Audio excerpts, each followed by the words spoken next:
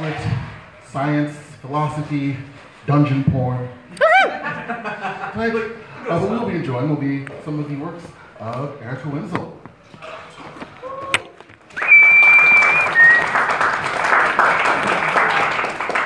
Whose last name and family comes from Germany, hence the whole Germany and dungeon porn thing.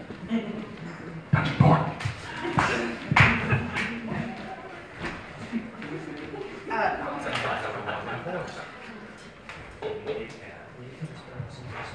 Thank you, Lathan. All right, so for tonight, I have 3 separate pieces that I have prepared for you all. The first 2 are a little bit on the serious side. The last one I thought I'd end on a happier note. So this first one is actually called Firsts. Over the last 18 months, I've been experiencing quite a bit of first life. For the first time, I only have 1 set of grandparents instead of 2. It was a hard adjustment after both my grandma and grandpa passed away, but I got there. For the first time, I got to experience as an adult. From gambling to drinking all day and night, it was amazing.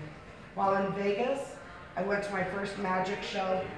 I saw dolphins for the first time ever, and I had my first ever Blue Man experience. And now I've become a fan. It was also during that trip that I felt my grandpa's presence since he had passed. It just so happened to be while I was getting a drink at Excalibur, and knowing that I was about to own the same cup he had for when my family went about 18 years ago.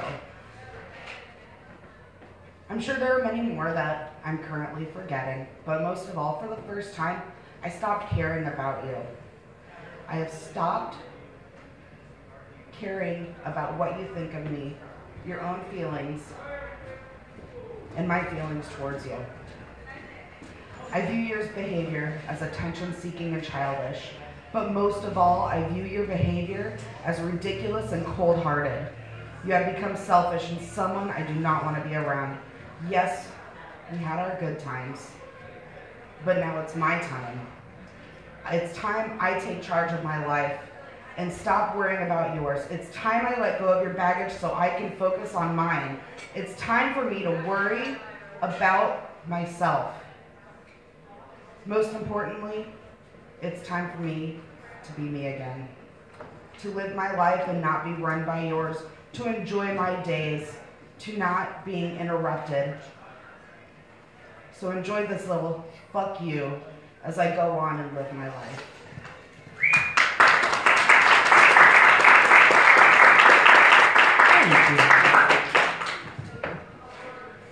This next one is called Forever. I am forever alone, tainted, mutilated, unclean. Your thoughts and words, actions and decisions have left me to be forever alone. I am forever alone. I've been thrown out like a cigarette butt you recently threw out the window that now becomes landfill to be forever alone. I am forever alone, distant from you, breaking away from the use and the abuse. Tossing the chains you held me in, no longer shall I be forever alone. I am free. Free from your ridicule, unleashed from my cage, letting go of everything you had said to me. I am forever free. That's it.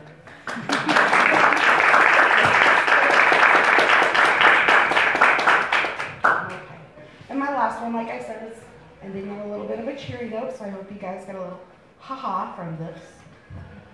It is called Ode to My Vibrator.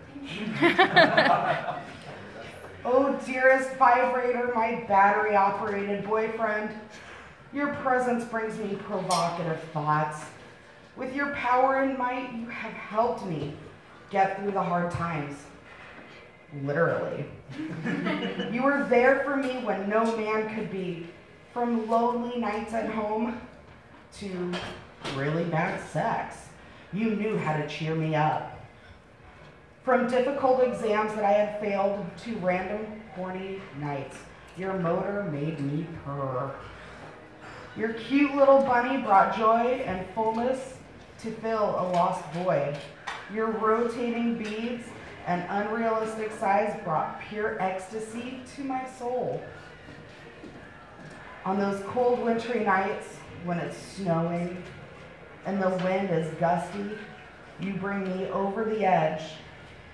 However, my little selfie stick, you never fail to remind me that in all actuality, I'm just a single young cat lady.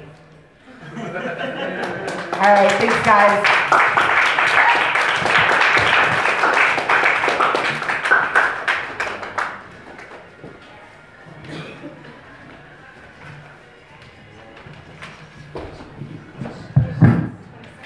So yeah, I was following that dungeon porn thing. Speaking of vibrators, does anybody remember in the movie Euro Trip where he goes to the dungeon and he cannot pronounce the safe word and he's pronounced it wrong and they bring out this ridiculous like multi-three-pronged vibrator gun and I just kind of I said to myself, I can't tell if I want to buy that or try to build it. Science. Dear Bill Nye. He would answer it. Yes, he would help. There you go. Rocket NASA, so you build another one. Moving on to something that, although while someone else who's, well, though not involving lube, is still just as slick. Next performer, the wonderful Pete Zakaris.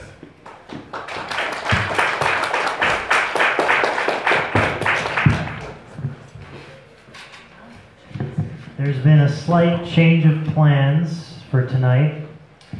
My fellow samurai, in tribute to the absent David Nesbitt, I present to you my own personal Berlin story. And in honor of Mr. Nesbitt, I'm going to tell this story exactly how Dave would tell this story. Some years ago, on a wrestling road trip, commonly referred to as a double shot, which is 2 shows in 1 weekend. The first show was PNW in Davenport, Iowa, in front of the most intimidating venue I'd ever heard in my life. That venue, of course, was the Institute for Therapeutic Massage. The first show goes well, and we find out that the next night we have another show. The name of the promotion of this show is WPPF, Wrestling's Past, Present, and Future. And it is held at the prestigious Hey Brian's Good Time Bar and Grill in East Moline, Illinois. On the way there, we discovered that the price of admission for this show is $2. An outdoor show in front of a bar, $2 admission, something you could very easily find in your couch. On the way there, the storm clouds start to roll in. We think there might be some drizzle. The show might get called off. We get there.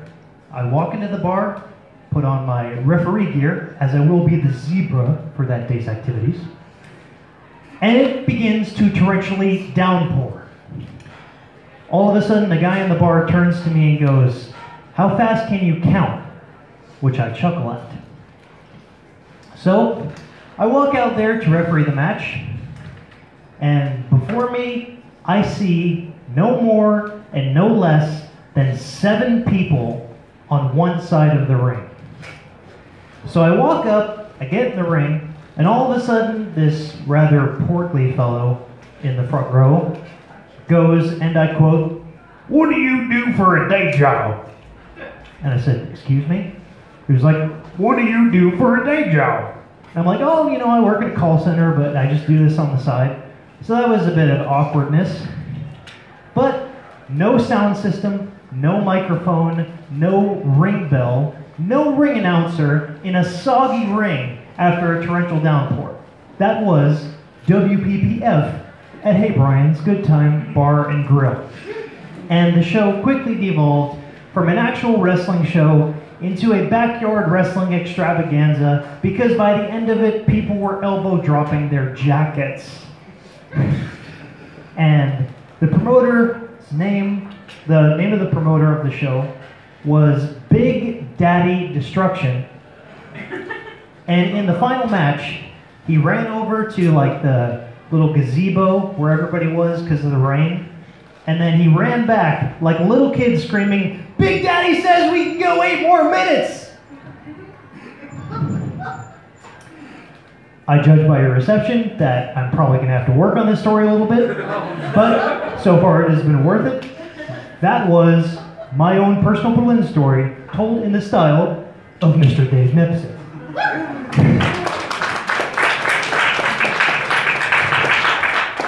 How much time do I have? All right? And that's the thing. Every single show I do here, it's a vague answer. Almost like the world is your oyster. And sometimes it is. Right. I recently took part in the OK Party Comedy Battle Royale at the Lookout this past Saturday. I lost in the first round to a bearded guitar-playing comedian. So, you know, a rarity in these parts, I'm sure. But I go off stage, all of a sudden this woman comes up to me, shakes my hand, and says, and I quote, "Thanks for not being a pervert." Good job, man. And I said, "Well, you know, thank you very much, I appreciate it." And I further clarified it. I was like, "Oh, so some of the sets weren't as clean as you'd like them to be." And she was like, "Yeah, sure, you know, you didn't talk about sex, or you didn't talk about, like, you know, gross stuff, and you're not a pedophile." And I'm like, "Well, at least I got that out of the way. I mean, I haven't met this woman in my life, and she already has affirmed me what I am not." But anyway, she immediately launches into this rant about Pizzagate, WikiLeaks, and mysterious senators that have ended up dead after they exposed the government's lies. And you know that part when you're talking to someone and if the conversation is just so surreal and so like a verbal straitjacket that you can't wait for them to signal the end of the conversation so you can walk away. That was this conversation with this woman. She had like glasses, long brown hair. So I immediately envisioned her in some mansion, drinking a glass of wine, listening to classical music, surrounded by 20 cats. So I appreciated that I wasn't, you know, I tried to be as clean as I possibly can because I believe in my own comedic heart that you don't have to be dirty to be successful. You don't have to get up here, cuss up a storm, and talk about all your sexual experiences to get a reaction. Because judging by this crowd, I get a reaction out of anything, even bad jokes. So that was basically my experience. And as always, I remind you all, especially tonight, donate, don't hate. You guys will be great.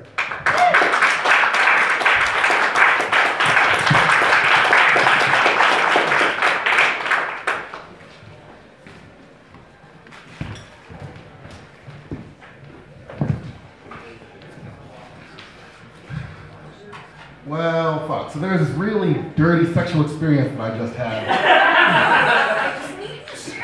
Damn, it was on the left side. I couldn't see it.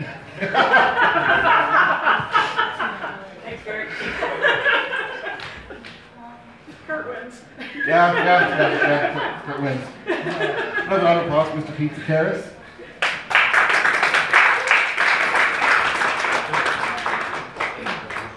So, our next performer, I also copied something that Dave often says. Really often have no idea what he's going to say next. Very much lives up to the title of Mad Hat Cat. We have up next the wonderful Cat Walsh.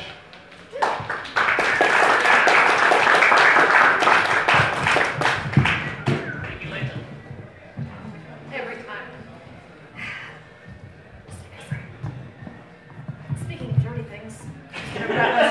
poll first. That's my very first thing. Yeah, I am neither successful nor clean, so let's just shovel that right out the window and just jump into it, okay? Because I do rely on crazy stories about not necessarily my sexual experiences, but maybe the sexual experiences of others, because I seem to witness that a lot. It's not always my choice. Sometimes it just happens. You know, I gotta wander in and go, oh, good day, sir. Sir? Rough? Okay, it happened once, but it wasn't two sirs, it was just one sir and rough. And it was at a motel. I opened up the wrong door, they gave me the wrong key card. It was unusual, but you know what? It's Council Bluffs, so that's it. See, there's another really shitty joke that you really, like, it's easy to slide on by, especially in Omaha. You tell a dirty joke, people laugh. You tell a joke about Council Bluffs, people go, ah, Council Bluffians, or no, what are they? Council Tucky. That's what they call it, yeah. No, I don't hate the people in Council Bluffs. I just hate what Council Bluffs does to them and the way that they act after they've spent too long a time there. It just gets to be a little much, and every time I go over there, they look at me a little funny. Even when I'm dressed, like, you know, fairly conservatively, even when I, like, have my hair parted on the side, and, you know, I look like I just have a bob. But then maybe, like, I'll do this or something, and they'll see part of my hair has gone, and they'll go, and I'll go, I'm sorry, are you having a stroke? I'll call the hospital, just stay calm. I just got back, I didn't just get back. Everyone always says, just last week it happened. No, it was back on December 13th. I returned to Omaha from the city of San Francisco. I was there for the semester, going to the American Conservatory Theater, and it was just as awesome as it sounds, and it better sound pretty awesome because that's how awesome it was. I met a whole lot of really great people, some people who were kind of, you know, mid-range, and I had some really great classmates, some really good teachers. One was a director who, like, the majority, like pretty much all he does is just teach theater, get sent to theater conferences around the world to not even necessarily present his work, but sometimes just go and attend and, like, represent this or that organization. And, you know, that's pretty freaking awesome. And then he's doing his own work. He's mostly doing devised theater, so that means it's, you know, performer created from the ground up. Sometimes you have maybe like a classic text, like Greek theater, or like the Three Sisters. That as a source text, but that's all he does. And, like, I want to be you when I grow up. With, like, he has crazy, like, Wolverine hair. I'm like, I'm already halfway there. I just need to get it to stand up like a mushroom cloud like you do. He's such a cool guy. And speaking of Germany and Berlin, and since, you know, we got, like, every single one of those, Berlin story, Berlin or German name, and now I'm going to be applying for a fellowship in Germany, which, cross your fingers, I will get into. It's run by the Chancellor's office, and you basically just have to apply to work with a host. It'll probably be like a cabaret venue or something that I'll go and work with, or maybe like some sort of nude performance art space. That sounds like it'd be pretty cool, right? Where they, you know, strip down and set their hair on fire, and then splash walls with red paint, and then go, Scheiße! That sounds awesome. I want to do that, and clip off my fingernails and throw them into the fire, and then, I don't know, I'll say something in English, but just like one word, and it'll be very dramatic, and let's, and everyone will go, yeah. Art is weird. Art is weird. But, I mean, in addition to all of that, in addition to the theater, and, like, that's what I did every day, like, from 9 o'clock till sometimes 11 at night, was just do theater, and make theater, and learn theater, and go to theater, and sometimes the symphony and art museums, and we went to, like, the Jewish Contemporary Museum, which was really, really cool. But besides that, did you know, also in San Francisco, they have an incredibly large, very well organized fetish community. Did you know? Have you perhaps heard of this little thing called the Folsom Street Fair that happens every year? Yeah, I went to that. I got to be there while it was happening. I was losing my mind. As soon as I got there, I knew it was like, all right, I'm in a major metropolitan city. I'm going to go to all of the cake things. All of them. I'm going to go to every single one. And I did for like 2 weeks. And then after that, I found like one thing that I went to every single week for the rest of the time that I was there. And what that was Rope Club, the Bay Area Rope Club, BARC. And basically what everyone did there is they did rope. That's what they did. It's like its own verb, you roped. And, you know, we always had like the little 101 section over in the corner, so you could like, you know, freshen up. This is your single column, your double column, your this and your that and the other thing. And then there was this great section in the middle of the space, you know, really tall ceilings, where they had suspension points.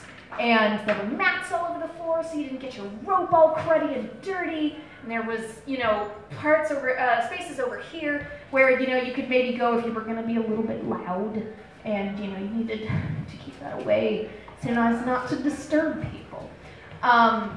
Now, for me, while I was there, I'm not there with my partner, so everything that I did, and I found the perfect way to explain this to people while I was there. When I perform kink-related activities, and my romantic partner is not there with me, I go to an ace place, as in asexual place. I still enjoy it very wholeheartedly and passionately and obsessively, but it has nothing to do with getting my rocks off. Unless my brain counts as something that can have an orgasm. Do you think that's true? Yes. You're smart people. That's why you know of the braingasm.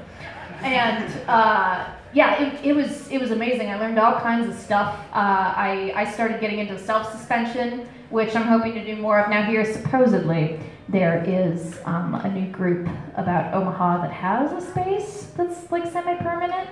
We'll see. Someone's like, yeah, I can tell you. Talk.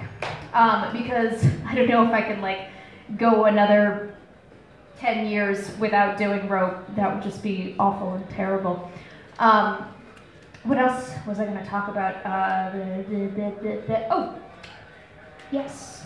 Do you guys want to hear something funny, depressing, or funny and depressing? Funny and depressing. I like it. All right, so this is still sort of related to Rope Club. So we remember election night, right? That's like the most sad sound in the world. We got the depressing out of the way already. So I don't know how all of you voted. I can like fathom a guess. I don't even care how you voted. But if you were disappointed on that night, for whatever reason, could you maybe like raise your hand, or you can like give a nod if you don't want to like announce it to the world? Okay, cool. I was disappointed too, but it was a Tuesday night election, right?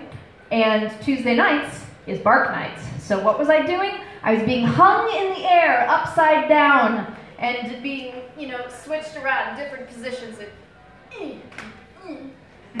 I'm very bendy, so the rigger that I worked with most often over there, his name is Patrick. He's German. There's another German part to the story as well. He really is, though. Like the part of the best sidetrack, real quick. Part of the best thing about BARC Club was being able to like he would teach me a new word in German, and then like somewhere along the line, I would say a word in English that he didn't know, and it'd be like, oh, I need to tell you what it means. And sometimes it would be like this whole like, well, that doesn't translate exactly. Like, so is it kind of like this? I'm like, it's more like this, but it's like somewhere in between here and here. And like if they got together and like made out a little bit, but didn't get quite to home run. That's what I was trying to say. It was like fourth base. Is that a thing? Is that like fourth base? Like that's just the tip, I think. But yeah, that was language is so fun. And if I go to Germany, I'm gonna be like, Patrick, hook me up. Teach me the German. The Deutsche, yeah. So while election night was going on, we were all like, we're not going to pay any attention to it. We're going to turn off the phones. We're not going to look on Twitter. We're not going to look at any televisions. We're just going to do what we came here to do. And normally we get done about 10 o'clock the people who like run it, you know, I would usually stay and help clean up. And the whole time I was just.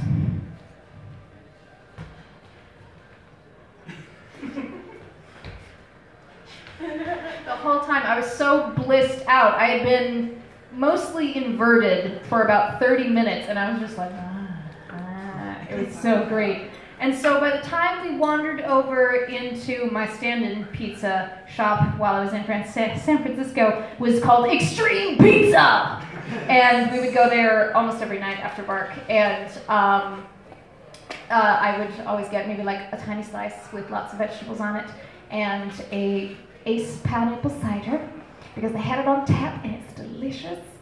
And like the results were playing on the TV, and I was just like, oh man, this sucks. I should be carrying more right now. I don't. God, he's an idiot. Oh my God. Oh, look at his face. It's just so. Oh, it's like whatever. I'm feeling good right now, and I'll deal with it tomorrow.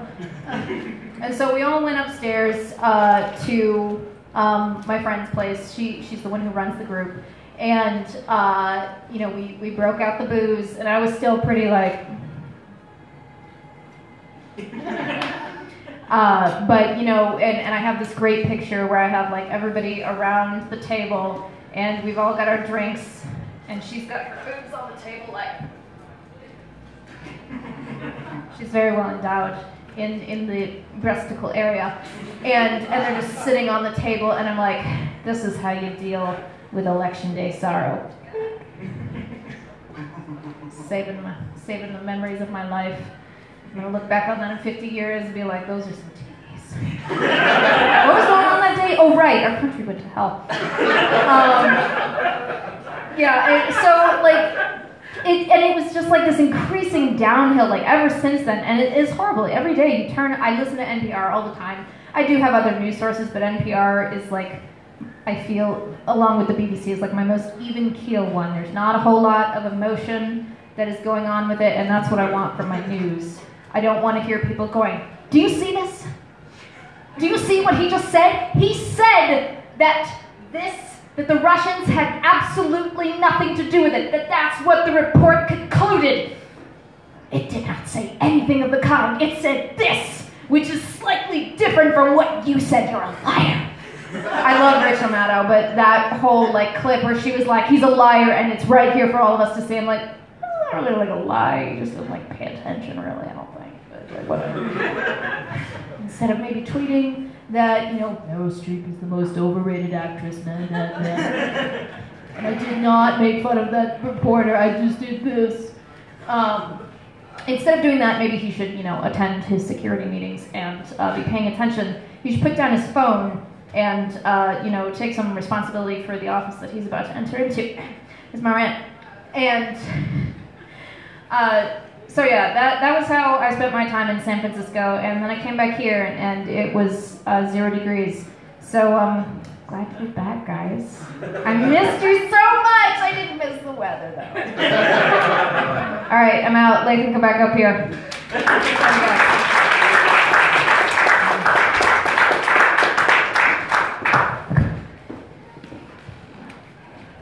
I think I was actually in bed, like half asleep, and I woke up, looked at my phone, saw the election results, and I was like, oh, fuck that, and back to sleep.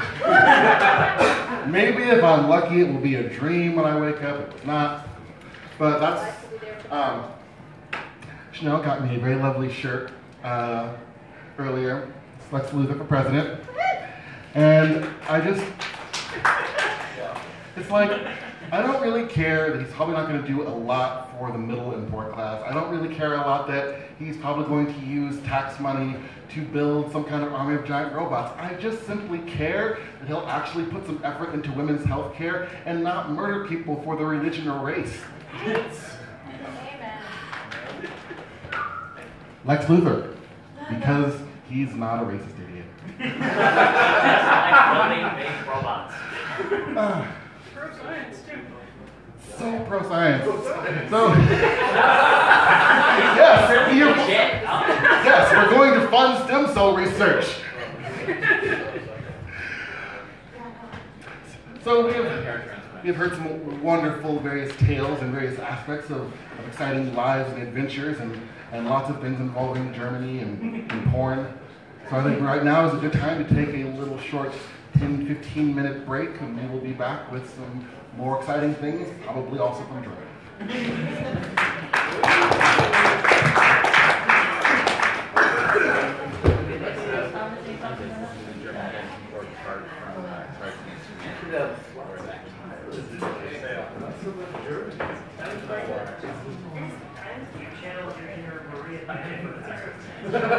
She is my mental health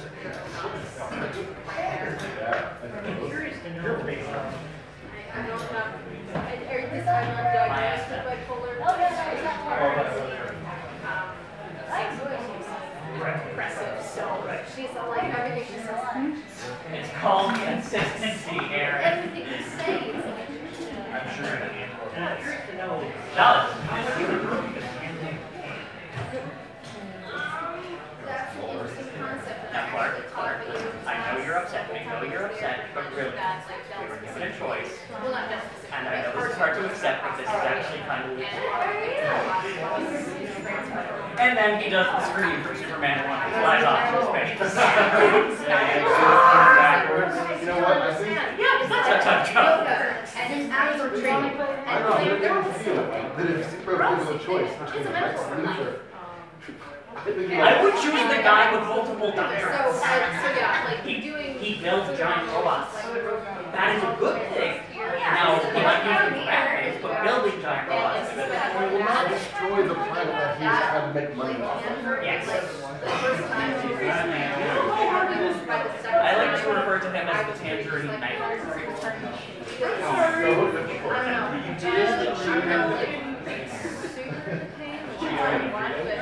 I hate it when I give it my Doritos.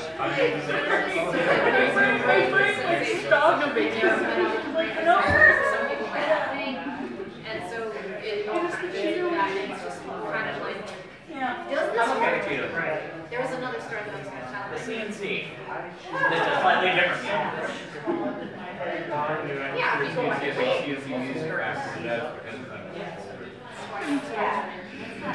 I really don't think about it. I think it's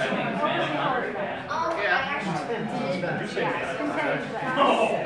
No!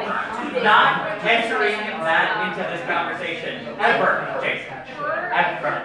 Okay, in other words, it's all inside my channel so they can use their nude and mobile. expensive by myself, but I think We were talking about Trump and he said the word mankind. No. Those do not go into the same conversation. Which will be on next week on the Sci-Fi channel. What did they say about Trump? I think two heads are better than one. Very better than I'm here to like, I One, can perfectly normal, my still own not bigger than angles or, what's in the bad.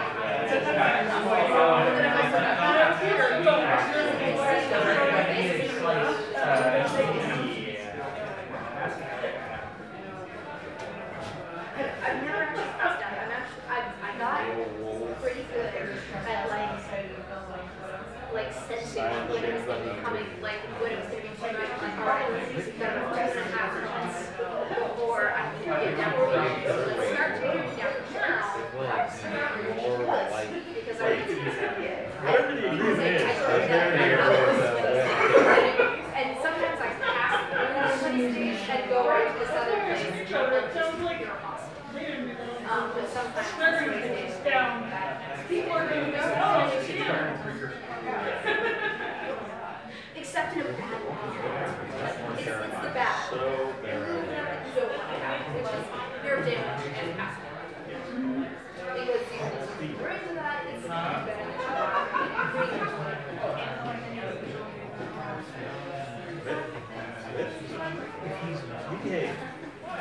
and that's the other thing. I haven't been into suspension yet before I started doing work. I did not doing any kind of time at all.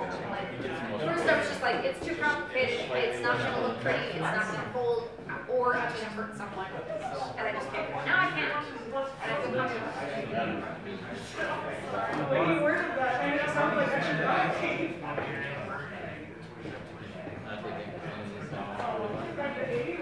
I don't know. I mean, as long as you like go in with it with that mindset and go into learning it and like really knowing your shit, then that is the activity to have. As opposed to I can chill with Never mind. Sorry about that. And I'll probably go away in 2 weeks. What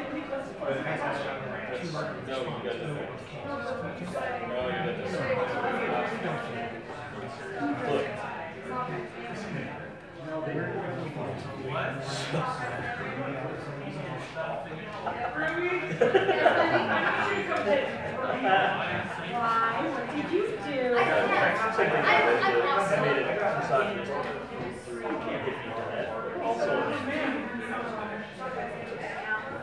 So I was not wrong in doing it.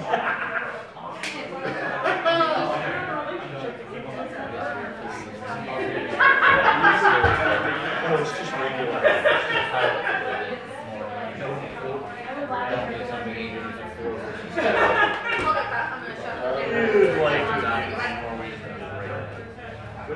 We'll be right back after these messages.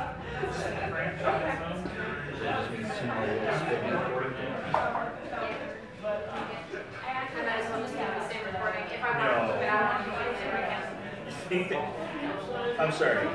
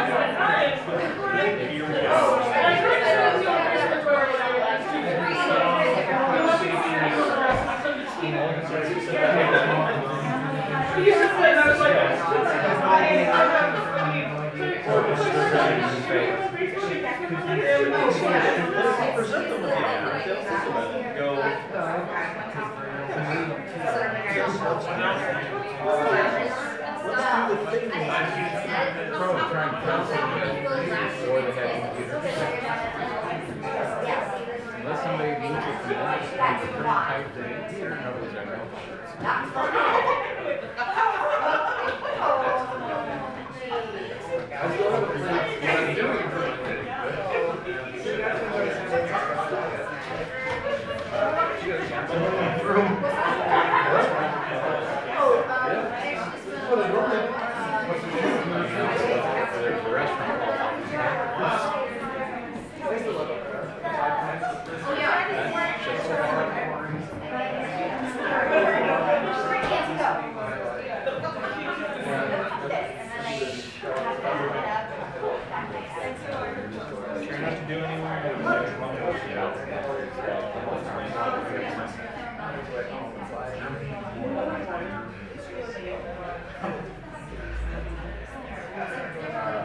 It's hard.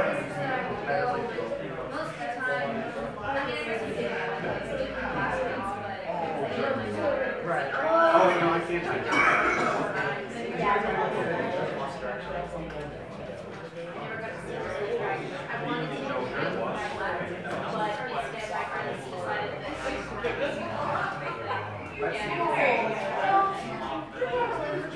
Oh my God.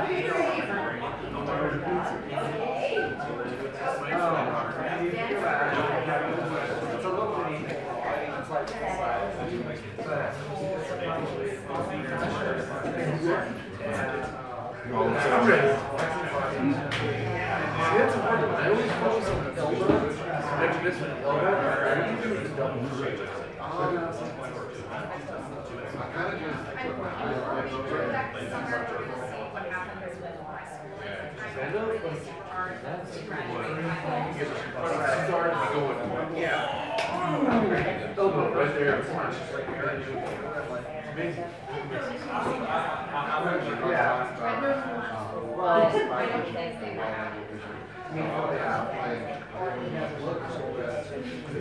Yeah. They were. Why did they say that when you get in?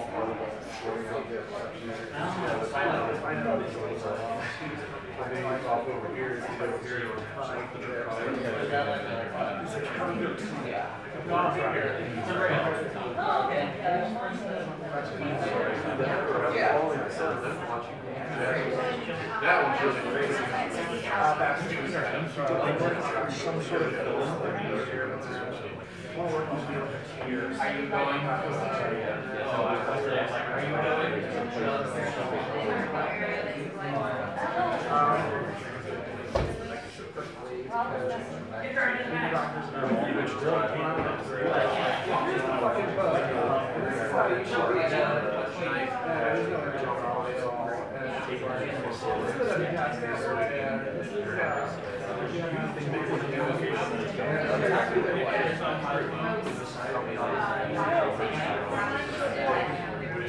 Well, that people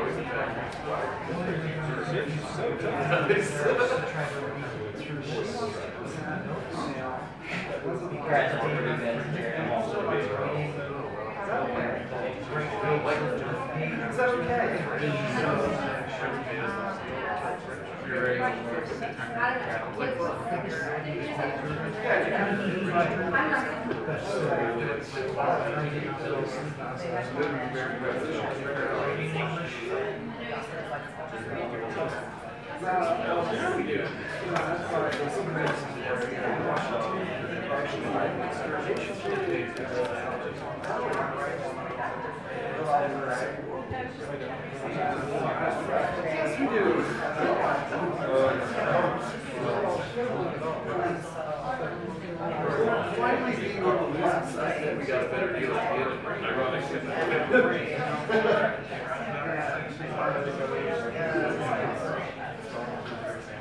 At the end of that one, it was like ridiculous.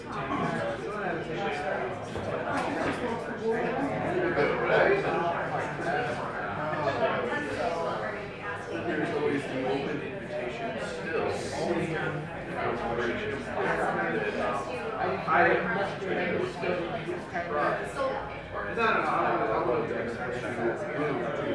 There's so citizenship rates.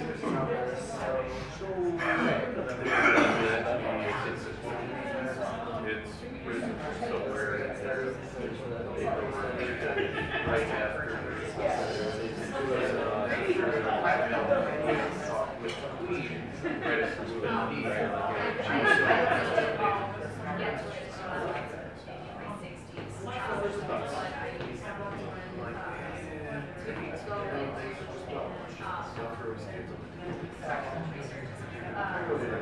It involves sort of community and more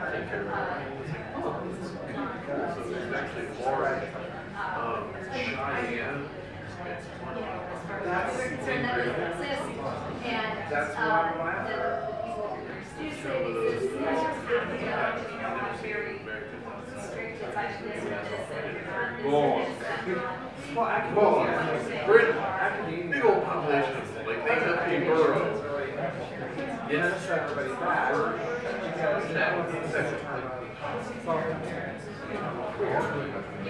So, zero term. And it's like, stop doing that because, I mean, I was one of those that separates the team from the Easter because Same with members, obviously. With reason or so it's like, even worse, that's good. maybe someday. We were disarmed. Or these groups of people are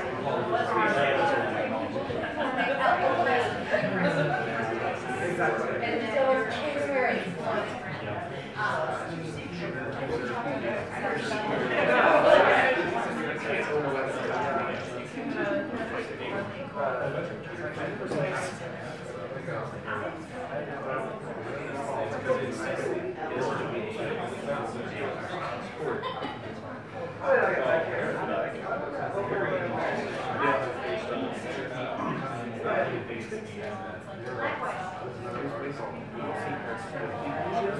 In the first place, so.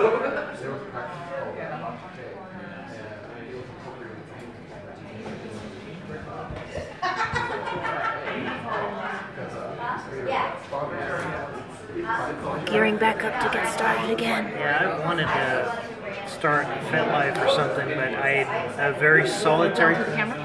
I'm a very solitary person, so I don't feel like opening myself up that much. Because I feel like you open up yourself in one world, you have the potential to have the other worlds bleed into that, and it can be destructive. Yeah. I don't know. Like, because I started the burlesque thing like early in my 20s.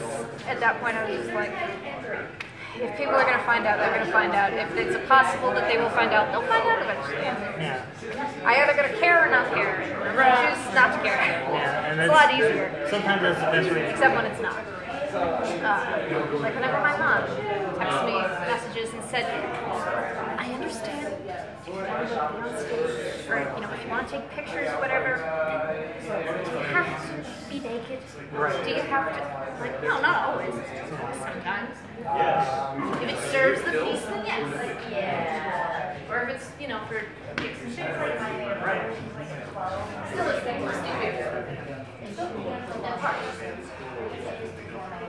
There's that part of risky total alienation of everybody. And that's probably why I'll never have a job. Or if I do, it'll be really shitty low paying work. Until,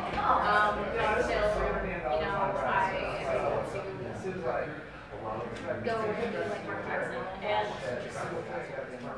and he's the director that I mentioned. And I want to be he's really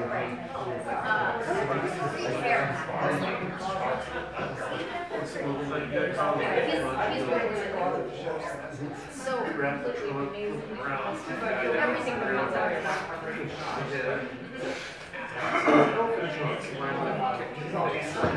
That always works. We have to work for the class that we put on at the end of it. I was just so happy that it was really cool.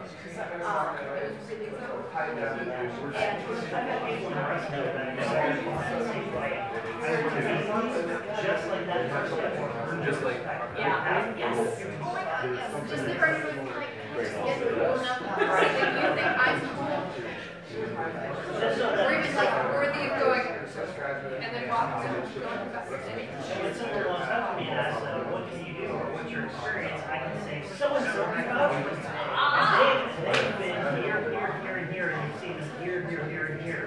They know about me. They know about them. That's the connection. Yeah, he's my big connection to the German scholarship, because that's how he got to start. Like, he's become a master's. Nobody cares, because he's done so much shit, and that's how he got his start. He always says this, like kind of a throwaway, waves his hand, like it's rubbing. He's like, that's how I started getting noticed, like, international. But he, means it when he knows all this shit.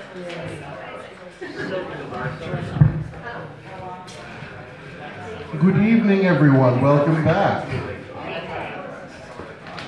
And so we continue our epic odyssey of people walking up onto a stage and talking about stuff.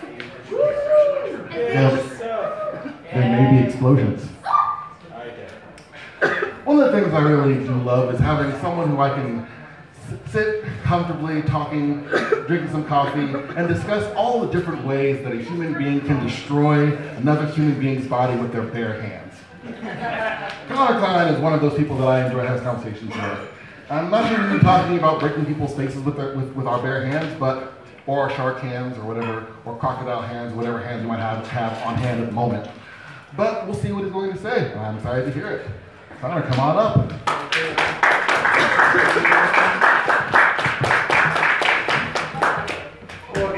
I'm gonna say too, because honestly, I don't plan anything, so this should be interesting. Don't have anything to really tie in with Germany. Well, let's go with things about German. Duolingo, if you're looking to learn a new language. Just do your bit. German. I do have my Berlin story that I can do. It's not quite as long as the Nesbitt Berlin story, and it doesn't actually happen in Berlin, but it's a town with people with mostly German names, so it's somewhat tiny Midwest Berlin without the stormtroopers.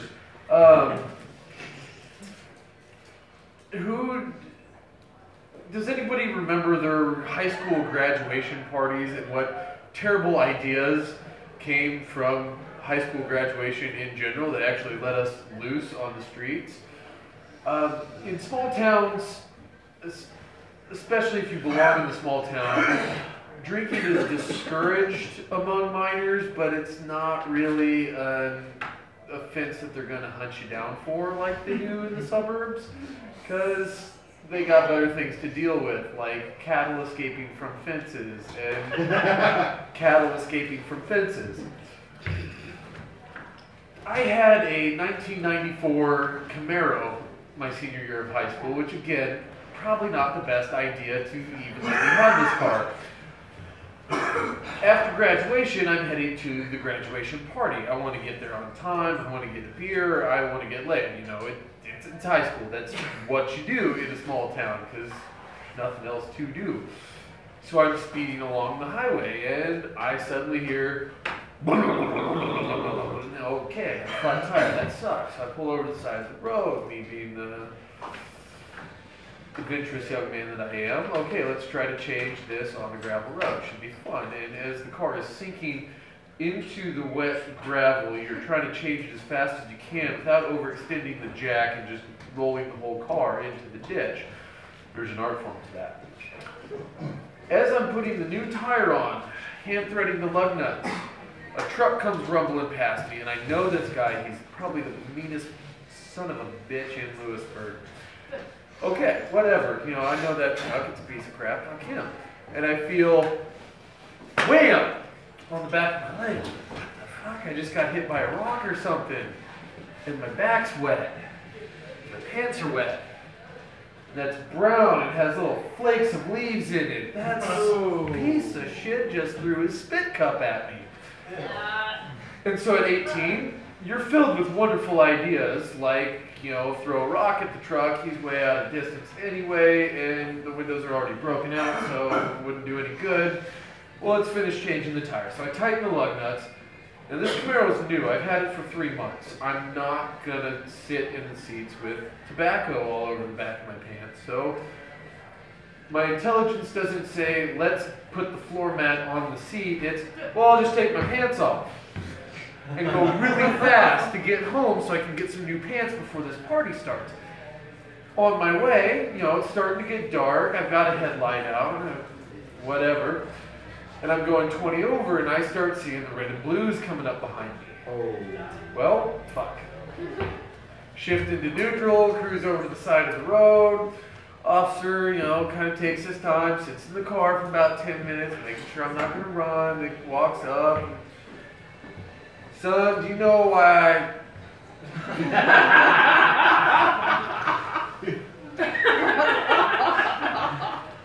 Boy, you're not wearing any pants. Well, you see, officer, it's kind of an interesting story, and I went through the entire series of events. It left out the speeding parts and the fact that I had quite a bit of weed in the backseat of my car. Thank God he didn't look back there. And he just kind of sitting here the whole time, flashlight in my face. So what then? Oh, okay, yeah, I know John. Yeah, well, he is an asshole. Yeah, okay. You know what? That's probably the best one I've heard in a long time. And it's so unbelievable, and it probably is true. Well, you see, officer, the pants are in the back of my car if you want to see them, you know. I don't know why I brought them. I probably should have left them, but now I'm kind of glad I did. No, I don't want to see your spit pants. Good, because I don't want you to look in the back of the car now that I think about it. So. And he goes, well, I probably should be writing you a ticket at least for the speeding. I'll let you slide on the public indecency. You got a headlight out. Go home. Slow it down, and for God's sakes, put some pants on. That's my intention, officer. That's kind of why I was in a hurry. Yeah, just go home. Thank you so much. So now I arrive at the party about 2 hours late, and the first question through the door is, dude, where have you been? You guys are not going to fucking believe this one. And that is my Berlin story that does not take place in Berlin. What do I want to read you guys tonight? Let's start with story time at the library that I need to rewrite because the pencil's wearing out. Yeah, that's terrible. Okay, kids, sit down, hands in our laps. Billy, we don't talk like that. The silken spandex, plastic stretchy pants smile. The yoga pants that never saw a mat. Billy, 12 years of adulthood, isn't buying what's being sold. Boombox screeching kiddie tunes and a sweat-soaked, carpet-clad man-bear fumbles blindly through the cloud of toddlers, swarming like flies over that raccoon in the streets. Nobody remembers the color of Dad's eyes. He hasn't looked up from his phone in so long. Not sure who the android is, him or the master in his palm. Sing-along songs reach a tin can crescendo. Billy looks from zombie dad to glee club mom, straining muscles to display an ever-increasing disgust. The time to raise the black flag of a barbed wire tongue. The pedantic lyrics of Goodbye Friends grinds to a halt and giggles with the train wreck aggression. This is bullshit. Eyes open wide and jaws drop as he grins victory at his captors. Billy is a real person. That was September-ish with Corduroy Bear at the library, good times. You see a kid like that in a group of children, you have to write it down because it's going to be gold. Lesson 4 and 5 for Tuesday is homework, so I'm not going to read you that fun ball of fiber optics. Did you do the crocodile story from last night? Huh? Gavin's crocodile? Oh, yeah. Or his walking downward dog? Oh, yeah. We're doing yoga at the house this year, you know. New year, new you. It is absolute goddamn torture. It's been a while since I've done any aerobic activity. And twice now the kids have participated in yoga. First time was, you know, you're trying to do a cradle, working the core muscles as you have a 1-year-old peeling your eyeballs, or a 2-year-old peeling your eyeballs up because he thinks you're asleep, and you know, while another one's weaving in and out of your legs like a Harlem Globetrotter basketball. Difficult yoga. I recommend it. Bikram's got nothing on toddler yoga. Until you ask, so Gavin, do you want to do yoga? No. Why not? I can't. Why can't you? You're 3. You have flexibility of a rubber band. I can't. Well, just try the downward dog. I can't. Well, put your hands on the ground. And of course, he does it better than me. He just like flat palms it, he hits himself in the face with his knee, amazing stuff. Well, Gavin, you can do this. Now just walk your hands forward. I can't. Just do it, buddy. So we get, instead of downward facing dog, forward running dog. Because he doesn't just walk his hands forward. He walks his whole body across the floor. Well, Gavin, you're doing better than Mommy and I. I can't. Okay, what? Go play. Go play. I don't have the time to explain to you that you are amazing at this. Underneath lesson 4 and 5 for Tuesday, that I probably get. Time strikes like vipers against the skin. Whispers of the waves crash against your feet. Screams of the wind call with no remorse. Life like a ballad sung out to the stars. Here is the church, here's the steeple. Open the doors and fuck all you people. Year zero dreams dance through the mind, spliced with 12-gauge lobotomies to the music of the Jonesville Choir. Governments of the people, by the people, destroy the people with tear gas equality and canine acceptance. Don't worry, it's all part of the plan. Don't look, don't act, don't think. But I digress, or maybe regress. It took bouncing a check for the final bill to cut the veins of emotion, and ink pours out. Tears fill the aquifers as the soul finally lets its hatred go. What can I say? I've had a weird time lately.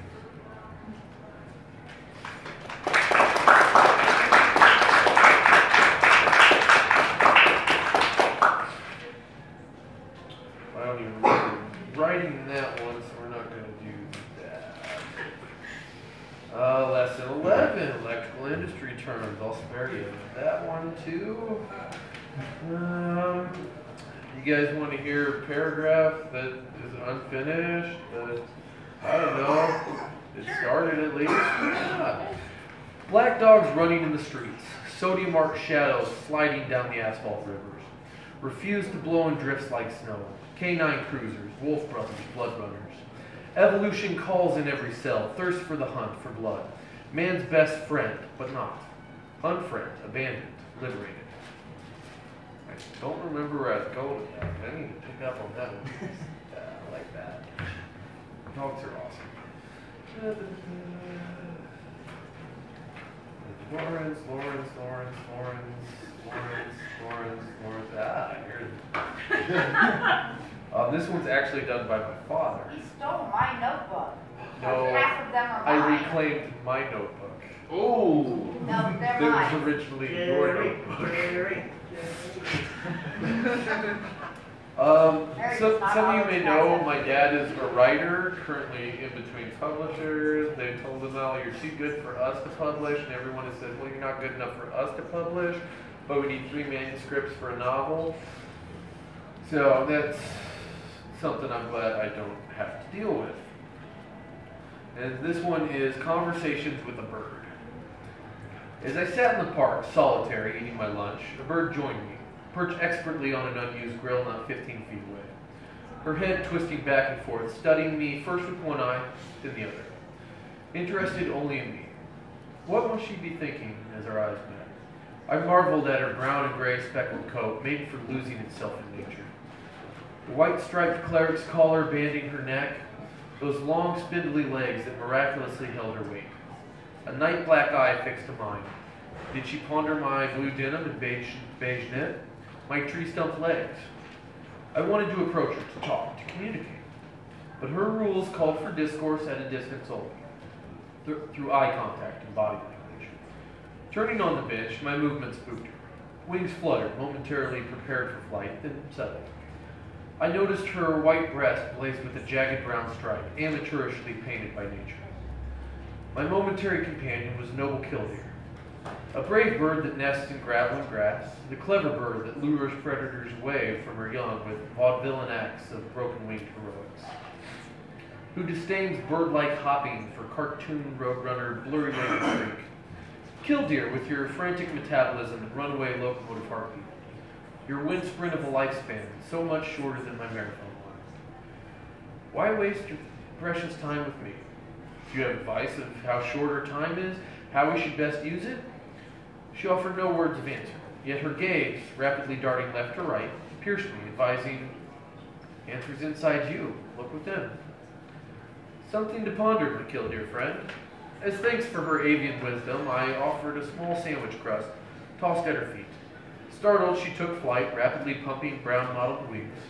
Then suddenly, wings motionless, she banked, landing in the grass nearby. Again our eyes met. Paper-thin legs churning, she flitted across the fresh-grown grass, beak accepting my gift. And a nod and final conspiratorial look my way.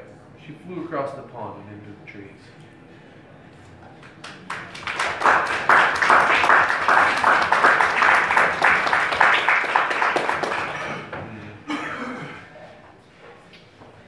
Yeah, let's go with Barry's idea. He can be very done for this one.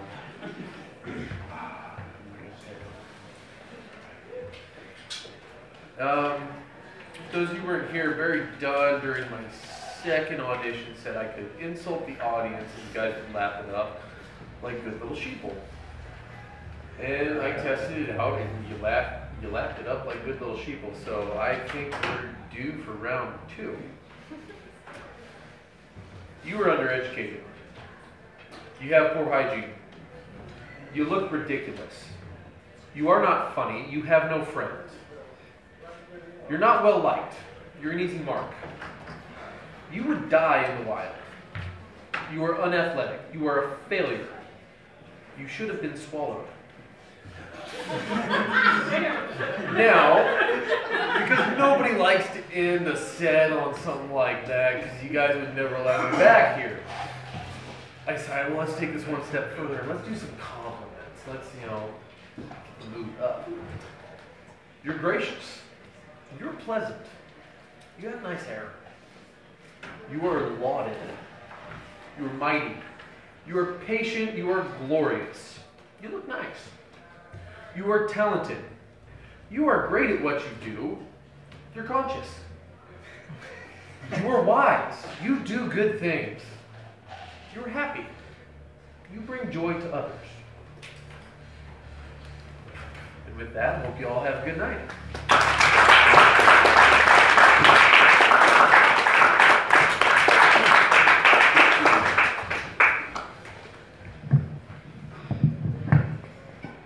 Oh, my sense of self-worth. Oh, my sense of self-worth. I'm sitting here thinking, do I still have no friends? None of those compliments completely canceled out the insult. So, it's kind of like, a toss-up in the air. I had to do more compliments than insults, but I kind of felt bad. A similar story of crawling is I'm very comfortable with a wide variety of locomotion. And one time in the movie theater, I had gone to use the bathroom, and the movie had started. I thought to myself, well, I can't just walk in front of the screen where people are trying to wash trailers and whatnot. So my instinct is I walk in and get to the screen. All of a sudden,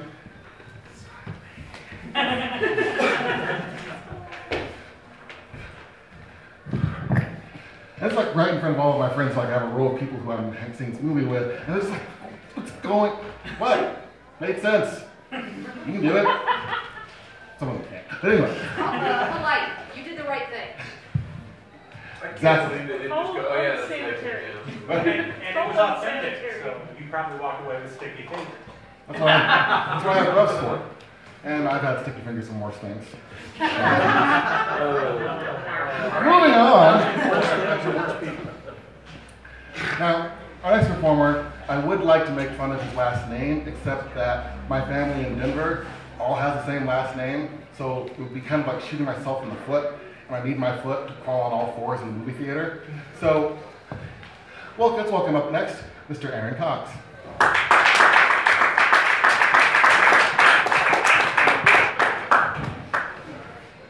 No, actually, I'm going to use the stand one. Damn short people. Suffer! Deal with it. That's why I don't talk to the mic. Yes, well, some of us need to do that, so. Open your throat. Best advice you ever give to somebody. Anyway. It's a wonderful night. It's wonderful weather, I will say this, by the way, Kat, for the weather you got while you were out there while we were freezing. I love you. Not sorry. Not at all. But I am happy to see you back. So there's that. My suck-up moment is done. I'll take it. So let's see. Did we break the German and porn loop there or no? No, we're still kind of. Ish. Barely. Okay, I had to bring it back. So I had to bring back the porn and the German. Yes. Okay, the German's going to be a stretch. What you do on your Saturdays is not my business. Are you late for Saturday? Well, because, Wednesday I'm torturing small children. Thursday I'm running from you with a chainsaw. Friday we're usually doing something very stupid that we don't tell Nesbitt about until we suddenly go, check this out, click. Sunday involves Lathan and a gimp suit, and we're never talking about that ever again. And Mondays usually involve being like, we're sorry, Chanel. Because apparently, a sock full of quarters can be fun. She used her backhand, it's okay. I'm dying up here. I'm sorry, folks. I decided that somewhere along the lines, the wonderful livelihood of my family decided to creep into my veins, which is I am the child of a child of a child of a child. Pretty much, there has been teaching in my family back for like 6 generations. And when my mom looked at all 3 of her sons and went, I wanted you to go forth and teach, my older brother went, engineering! No, not going to do that. My younger brother went, I'm going to be a game expert. How's that working in the Midwest again? No, not so much. I went, I'm going to do graphic design. Student loans suck. But somewhere along the lines, I decided that Fervor for Money came out, and my college that I went to went, we need someone to teach how to do web coding. And I went, well, I can do that. Said the little voice in my head before I couldn't put a shotgun to it. So I have spent the last 3 weeks going over so much, everything that you have to do as a teacher these days. From the curriculum experts to the rubrics to lesson plans. Trust me, if none of this makes sense to you, it still doesn't make sense to me, and I've watched way too many hours of it. To the point that I realized that tonight I am probably going to try and punch and feel the urge of what every teacher does, just before they have to go in and see the kids. Where's the bottle of Jack? Where's the bottle of Cuervo? Because I'm teaching college students. Hilariously fun. What's the worst part about this? They're artistic. And I can't beat them over the head with a sock full of quarters. I also apparently cannot wear shirts like I am currently wearing on stage. Church of Nookie, there's your porn. I knew how to say it in German once, so does that count? Yeah, okay, fair enough. Fuck it. I'm sure you will. Just make sure you pull my hair and call me Sally. Anyway, so I decided somewhere along the lines that yes, teaching would be a wonderful idea because I sat down and looked over everything and went, this would be a great. And then I started having like those repressed memories that we all have when we were kids flood back. And I remember sitting in chairs and leaning back and seeing if I could sit and lean back better than some of my friends. Or I remember the situations where it was the, who could actually jump from the top of the slide or do anything like that. And then I remember the one year that I may or may not have allegedly hit my friend, my best friend at the time, with a stick across the kneecap because we were playing superheroes. And I wanted to be the villain. And by what I mean it was, hey Aaron, you're it. So I grabbed the most appropriate, biggest, baddest thing I could, which was a piece of dead wood, and went, I'm gonna get you. Well, I did get him.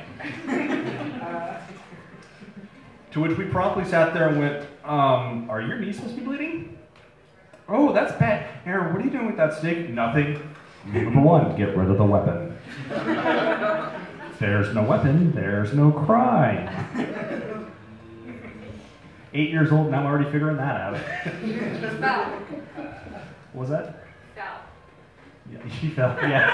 Actually, that's the excuse we use. We were running along, and he just fell and skinned his knees, and don't mind the divot in them too much. So, of course, years progress, and I think this will be great. That's not so much of a bad memory. And then I remember the things I used to do to teachers. Okay, so everybody had things like, the wonderful whoopee cushion or the thumbtack. I found out what you could do with a 9-volt battery and a couple wires. And the teacher's chair. Apparently I made a homemade teaser before I even realized it. Which was very funny, because now that I'm adult and look back on that, oh God, I was stupid. Because she was pregnant. She didn't know it yet. Apparently she went to the doctor because she fell and found out. So I brought good news. I was horrible at that. I was horrible. I was horrible to all the teachers and all the and my friends. And I look back and I'm like, well, that explains why I'm a ginger. I'm sullen. I don't know. I walk through kindergartens and pick up freckles. What can I say? But eventually, I got into that wonderful age of high school. Let's face it, we all realize when we love high school because we knew everything. Parents didn't know anything like that. Our friends were always going to be there, never going to leave us. And what was a job? We didn't need that because I'm 18. I can sleep in for the a few years and then have to go off to college. I don't have to worry about that stuff, right? Right. Not quite. But for some odd reason in this process, my mother has always referred to me as her gray hair. Not my older brother, not my younger brother, but me, because for that period of those 4 years, I was a little hellion. I did wonderful things like, what was that? Not little. Little. Hellion. You know me very well, Ruby. I lost my mental rant there. Let's see. Oh yeah, no, I did wonderful things like looking at my parents and going, yeah, it's a C, whatever, piss off. The wonderful thing, also the wonderful things of staying after school, because I told my parents I was being really seriously working with a group on some projects. No, I was running tabletops and learning how to chuck a D20 at someone's head. It was wonderful. I was invincible. And of course, that brings me back to, because I'm going to swoop back into the porn here for a second. Yes. In a very odd way, and also learning how to run from a senior when you're a freshman. And he has a car and you don't. So when I was back in a freshman year, that would have been 96, yeah, about 96, 97, there was this wonderful movie that came back out being remastered called Star Wars. And my friend Jay, well, my older brother, best friends, I was his friend because, well, I got to hang around with him. We decided on one of those nights, that Friday night, we were going to go out and we were going to go see the movie. And of course, no, I didn't have to do any Spider-Man crawling because I got there early enough. And frankly, no, I held it through the entire movie. I wasn't going to leave that. It was Return of the Jedi, man. Nope. So what happens? We're about to head out afterwards, and of course, we're walking out, eyes wide open, going, oh my god, that was amazing! So much better than seeing it on tape or anything else. I'm so happy. Where's Jay going with his girlfriend? And somewhere, everybody, one of my friends went, yeah, we should probably go home. And that little voice at the back of my head went, wait a minute. Let's follow him. So, of course, we attempt to tail my friend Jay inconspicuously. Now, there's one thing I forgot to mention about Jay. Jay's father works for the sheriff's department. So Jay knows things about being tailed and trying to lose tail and getting tail, apparently. And we're doing everything we can. He, for a while, he thought he lost us. Thank God for driving a minivan. And it was dark, no one notices. And we proceed to follow, and we go, wait, he's going into the school parking lot. He's going to that back school parking lot where there's no cameras, no lights, and it's very dark. I wonder what he's up to. Nothing? Nothing at all, no. So I look to my older brother who's driving, and I go, hey, Nathan, cut the lights. This will be funny. We let our eyes adjust and cruise on down into that nice little parking lot, and there, sitting in the middle of that parking lot is his car. I mean, if that thing had a bullseye on it, you could have hit it with a stone from 300 paces, a tactical nuke, anything. It was like that prime deer in the headlight sitting there like just begging to have someone walk up with a flashlight and go click, click. That's not what we did. We creeped up in neutral about 10 feet by pushing the car, by the way, which, trust me, when you have 4 teenagers doing this, it's hilarious to watch. How he didn't see us coming, I'm still trying to figure this out.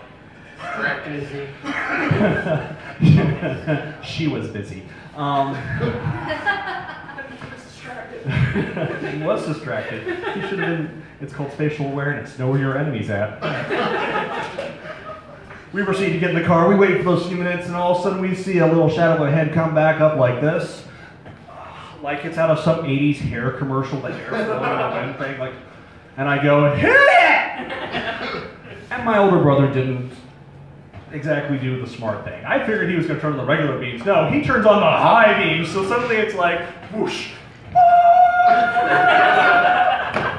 And all of a sudden, I see a hand go up, and all of a sudden, head turn, and I can, to this day, still see the words mouthing out, "Motherfucker!"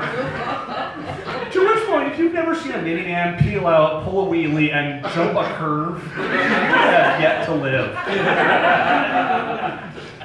We raced around trying to use every tactic we could, thinking, is he behind us? Is he behind us? Oh God, this is we have the weekend. He'll forget by Monday, right? Oh no. No, because Monday became the Hunger Games. It wasn't about which of us was going to actually survive. It was which one did he get last. As I said, there were 4 teenagers. My older brother, me, and 2 of my best friends.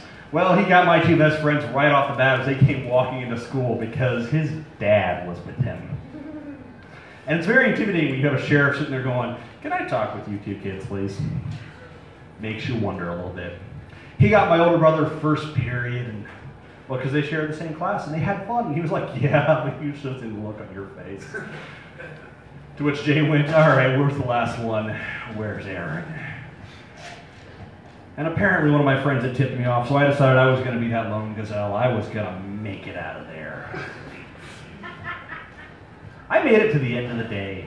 And of course, as I'm closing that locker, as I put in the clothes, like, all right, I'm going to get out of here. I close the locker, turn my head to the right, and he's standing 10 feet away going, "Sup, Aaron?"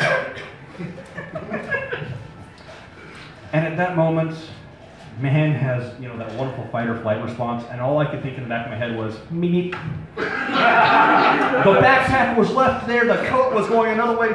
I threw a shoe at him as I took off running, hauling ass down hallways, sliding across, jumping down things, running. He chased me for 20 minutes.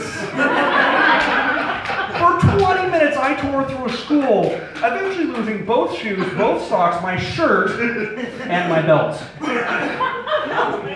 So imagine a 16-year-old holding his pants up after school, running past the zoology class going, "Hi, Mr. Professor," as he's going, and I know he had a bottle of Jack in his desk because after you see that, yes. And I proceeded to think I lost him. Because I thought, well, he's going to give up. And I got down to this one little side room, and I'm sitting there waiting in this little room next to the band room. And it's that room with, they had those old doors with, the wire built in it crisscrossed. The lights coming in, I had the lights off, and I'm sitting there shivering, waiting like the horror victim that I'm about to become. And I can just hear, "Aaron, where are you?" Stepping across, and all I could think was, well, shit, I'm going to lose my shoes. What do I have for weapons? Well, let's see, I have. And as I turned my head, I saw him staring in with the look of a madman. Eyes about ready to bulge out, and all I could think was, well, shit. I made it this long, at least. And at that point, I did the most sanest thing I could. No, I did not stand up and walk towards him and think that I would take it like a man. No, I curled in the corner and screamed like a little girl. I cried. I have no doubt forgetting the fact that, yes, I cried in the corner, curling up, sitting there like, "Oh God, it's gonna kill me." And then I heard laughter. Remember how I said he got a hold of the 3 friends? They ratted me out. So of course, all 3 of them were there smiling and looking at me, and all I could think was, I'm going to get each one of you back later. But of course, I had to be explained to me that in life later on, there's an important time, an important place for anything, which is when you're in a parking lot with your girlfriend and she's going down on you and you are about ready to just have your oh my God moments and lights come on the side of your head, don't push down on the back of her head to keep her down. And that's my wonderful story about porn. You guys have been great. Donate.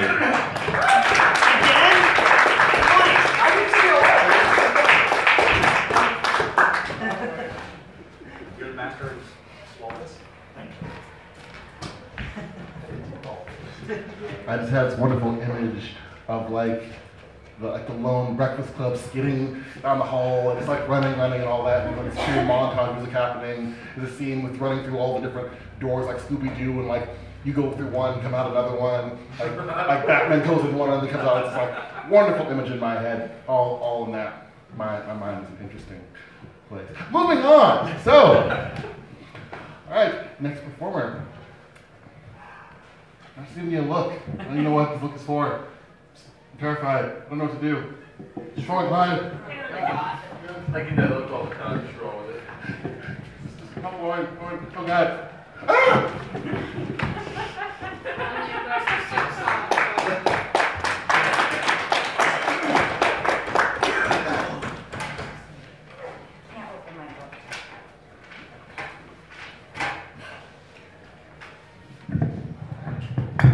Spots were all over the place today, so I'm going to be like slipping. Yeah. Okay, the first one is called The Rules Story. By nature and the way I was raised, I am a take-no-shit, assertive person. Most label me as a bitch. I'm perfectly fine with that. To me, all that means is I have impacted your life enough that you feel the need to talk about me. I don't have time for liars. I don't have time for flaky people. I don't have time for people who use me and take advantage of my kindness that I do for people that I actually care about. I don't put up with narcissism, even though I can be narcissistic myself. I only speak the truth and how I feel. I don't care how it affects you.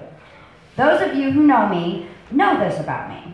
That being said, I have 3 rules that apply to those I am in a relationship with or a friendship with.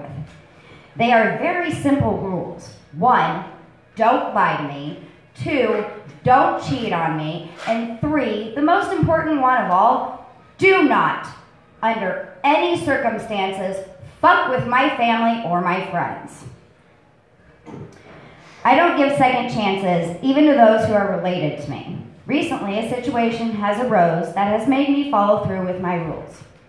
I have known for a very long time that my aunt is a selfish, narcissistic individual. She doesn't do anything that does not benefit her. When I moved to Omaha, she told me she would do anything to help me whenever I needed her to. Over the past 7 years, she has literally helped me 10 times, and she has only helped me 10 times because my mom convinced her to. Early Christmas Eve morning this year, my mom's dog Tito passed away. She had this dog since I was in high school. She was crushed. My aunt never once asked my mom how she was doing. Fast forward to Saturday. My mom had contacted my aunt regarding a check she had supposedly sent in the mail on Tuesday. My mom had texted her and told her that she still had not received it, and if she had sent it, she might want to cancel it. This ended up in my aunt calling my mom, accusing her that she was saying that she was a liar. It became a huge fight between the two of them. My mom had thought she had hung up the phone before throwing it across the room. She had started crying, and my son Nicholas was there to comfort her. After about 20 minutes, my mom went across the room to get her phone and noticed that my aunt was still on the phone. She asked if she had heard everything she had said, and my aunt had, and said she knew it wasn't just about the money. She also had said she was worried about her. When my mom continued to express her concerns and feelings about dealing with her grief and how hard the holidays were for her without her mom, my aunt responded with laughing at her. Since then, my mom has not talked to her. My aunt has done nothing to remedy the situation, but try to make my mom feel bad for what she did, or for what happened. She even had her daughter text my mom and tell her she was being petty. Like I previously stated, you do not fuck with my family and friends and get away with it. Since the incident, my aunt has tried to con me into spending time with her, with no success. Yesterday, I snapped and let her know how I truly felt. I have cut her off and her selfish family out of my life, and I encouraged my mom to do the same. No one needs anyone in their lives that will not accept responsibility for their faults and mistakes. I don't care if it hurts them. They were stupid enough to make the mistake in the first place. They can accept the consequences that follow.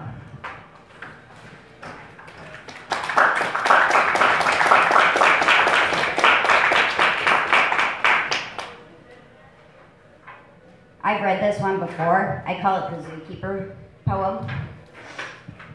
My husband ever so lovingly said parenting was like being a zookeeper for apes.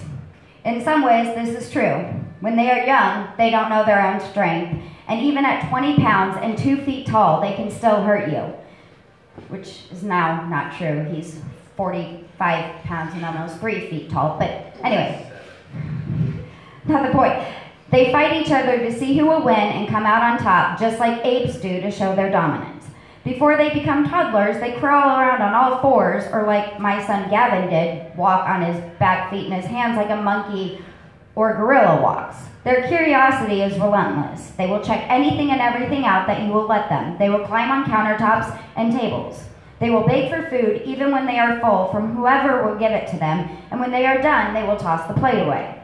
I've seen gorillas and orangutans do the same thing at the zoo. They will try to get you to do what they want you to do and get pouty and mad when they don't get it, just like children do. When we are at home and me and my husband try to sneak away to the backyard to get a couple minutes to ourselves, it feels like we are no longer the zookeepers, but the children are. They smash their little faces up against the glass and stare at you, pounding on it and yelling gibberish nonsense words. Mommy and Daddy become the animals when they try to escape. There is no safe place to hide or escape until the animals and apes are tucked safely in their cages with their doors shut for the night. I am a zookeeper of 3 little animals. Not all of them are monkeys or apes, but I am still their zookeeper. They rely on me to feed them, to keep them safe, and make sure their needs are met. Connor and I are the zookeepers of the Klein family.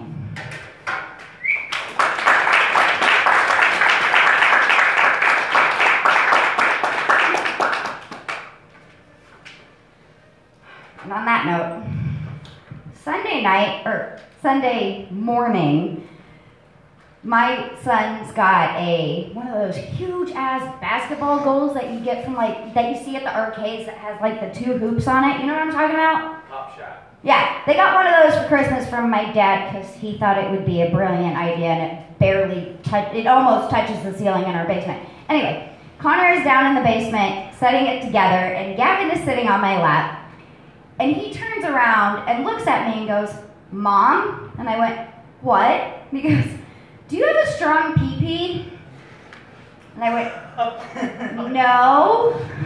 He goes, "Do you have a small pee-pee?" And I went, "Yeah." He goes, "Does Daddy have a strong pee-pee?" "Yeah." "Oh, well, I have a small pee-pee. And Nicholas has a small pee-pee. Charlie has a strong pee-pee." Okay. I'm not really sure what. In his head, he's got like strong pillow too. In his head, strong means big. But I mean, I guess you could take it either way, because penises could be strong too, I guess. And Saturday night, I had a game night. This has nothing to do with Gavin. This has to do with me, actually. I had a sock exchange party / game night, and Kurt and Monique were there, and Connor left to get one of our other friends. And I had started drinking. I might have been a little bit tipsy, but I don't think it had an effect on how sick and twisted my mind already is. But we were playing Cards Against Humanity, and I'm going to tell you some of the questions and some of the twisted responses I came up with after the answers had been displayed. What is the new McDonald's Happy Meal toy? The best answer was AIDS. That was my answer, by the way. And my response was, boys and girls, that's not ketchup. War. What is it good for? Copping a feel. My response was, now I'm ready to shoot my gun, but I didn't say which one. And the last one was, next from J.K. Rowling, Harry Potter and the Chamber of the Gays. My response, those wands aren't just for magic. Like I said, I have a sick and twisted sense of humor. Okay, one more poem and then I'm done. If I can get to it. Phones suck. Hey, babe, I know where you sleep. That's good. You do too. I know where the knives and swords are, too. Please not make us an accessory. We didn't see this coming.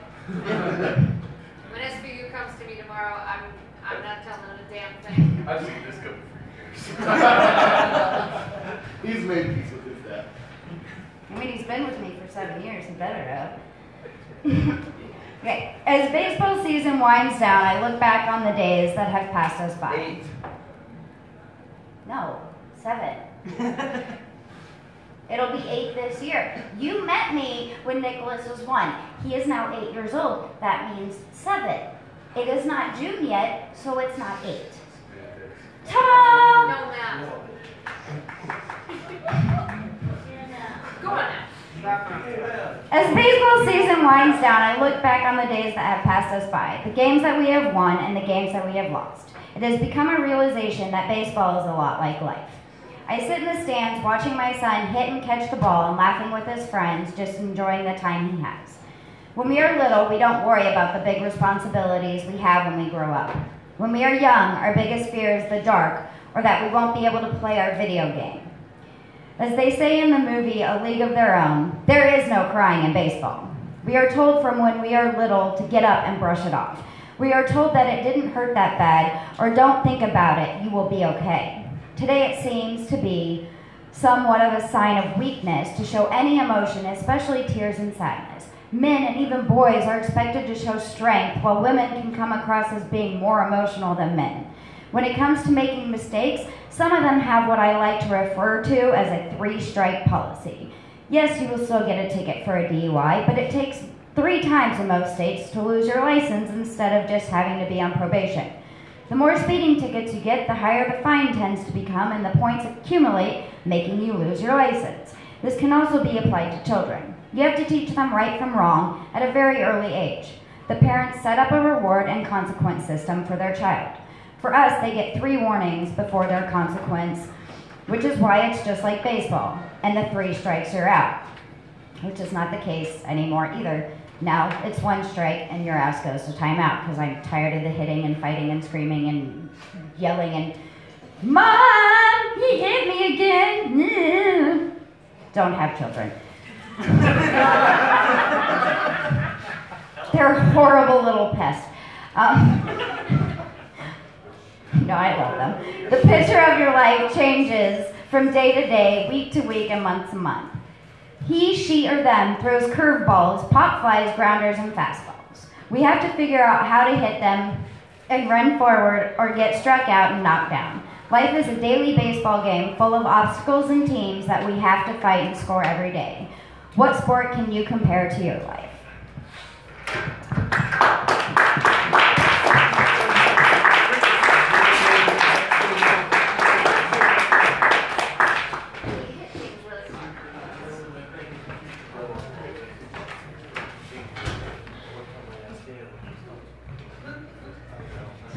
I think the game I'd compare my life to would be lightsaber fighting. Yes! You wish. What color is your lightsaber? Oh, it's also Black with a little hint of Sam Jackson purple here and there. From the... Because you've studied both the light side and the dark side. I'm more of the orange side. So, don't really have something. In a way, it's kind of a Berlin story, but I think it's better because it deals with the only thing that scares the Germans, Russians. I have recently come to learn that in my own way, I'm a little bit racist because Russians scare me in any arena that involves physical competition. But I think to myself, oh, I should go to this martial arts tournament. And it's like, there's 3 Russians in here. Challenge is good for learning. It's good for growth. And you know what? And so is a dislocated shoulder. Now, a fascinating thing is you have Russia, which is a very large large portion of uninhabitable area that has maintained a great deal of cultural uniformity against invaders from Europe, invaders from Asia, and has a really interesting and fascinating martial history. Some of it's been kind of been lost and then kind of revamped and reborn. Two prominent martial arts that are still practiced now are Sambo, which is mixtures of Japanese judo and traditional folk wrestling, and Sistema, which has a very similar kind of look to Tai Chi, and involves a lot of joint manipulation and this really weird body bending where someone hits and they just kind of bend with it. And it's really interesting and fascinating to watch. Now, my Berlin story, I suppose, would be I went to take a friend of mine out for a nice Saturday night out. Has two kids, very, very busy, got some time off. You know, you should come out with me. We'll go to the Max and we'll like hang out and talk to people and whatnot. Now the thing is, when I go to parties and whatnot, usually my instinct is to look out for people. So they can have fun, nothing bad happens. Which seems to work out, my friends seem to have fun, but every so often can create this little bit of sense of panic in me because I have a very vivid imagination. So when I lose track of people, there's usually it's like, and they've been kidnapped, and there's murder happening, and there's probably murder rape. I have to find them. I have to at least get there before the murder part happens. So we go to the Max, and it's very busy, and it's very crowded. And my friend's like, oh, he gets a few drinks, and is just running around, dancing. We eat, there's a couple other girls there, she's making out with these other girls. It's like, okay, good, she's fine, she's having some drinks. Bump into one of the people who actually would bring food to my work for a while, who's like really super drunk and like really super enthusiastic and huggy. So I'm distracted by the person who makes me food, who's now super, super drunk. And I realize I've lost track of my friend who I'm with.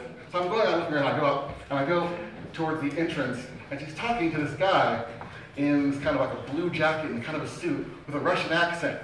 And he's acting very, very smooth, and kind of talking, and all I can think to myself is, this is gonna turn into Taken, I'm gonna get kidnapped, I'm gonna have to like chase out, I'm gonna have to like investigate, I'm gonna have to like hunt through downtown Omaha, I'm gonna have to run after some kind of train. And it's like, I agree with my mom. She said that if I got kidnapped, she could do all the things except at the end of the movie, Liam Neeson's running after that boat. Just like cannot do the cardio. I think to myself, there's a train, and I was like, that's gonna be the downfall. I'll be able to kill this person, I'll be able to fight this person, I'll be running after a train, and I'm just gonna be exhausted. I don't want to. And I think to myself, so later on the night goes on, and she's like, he's about to leave, and he's asking her to come home. And I'm like on the edge, getting ready, like, she could say no, but she's still kind of tipsy. I'm like on the edge here, kind of watching, and she goes towards the car, and thinking to myself, yep, here it comes. I'm gonna get stabbed. Yeah, he's gonna do something. I'm gonna go for a kick. I'm gonna go for a kick. He's gonna go, bloop. And in my head, I'm gonna like, fuck. God damn it! What's gonna happen? I'm gonna like slip. It's like, no, why am I doing this? Fortunately, that did not become the case. They left. We hung out some more. Everything was fine. I took her home. It was a very nice, fun time that we still sometimes talk about, and I was very, very pleased. But there will always be this little memory in my head now, and this is something that you should know whenever you're out with a party with me. Just know that at some point, I am probably panicking over you being kidnapped by some crazy people who can like morph their bodies into odd shapes that I'm going to have to fight and get stabbed by. But I will fight them and get stabbed, because that's what friendship means to me. It's getting stabbed by crazy shapeshifters to protect your friends. You're welcome. And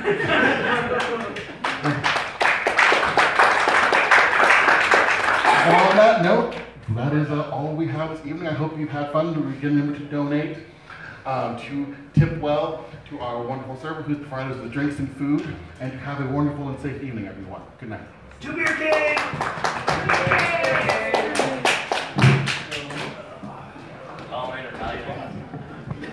Alright, so we'll go on Yeah, definitely. Nathan, come say goodbye with us.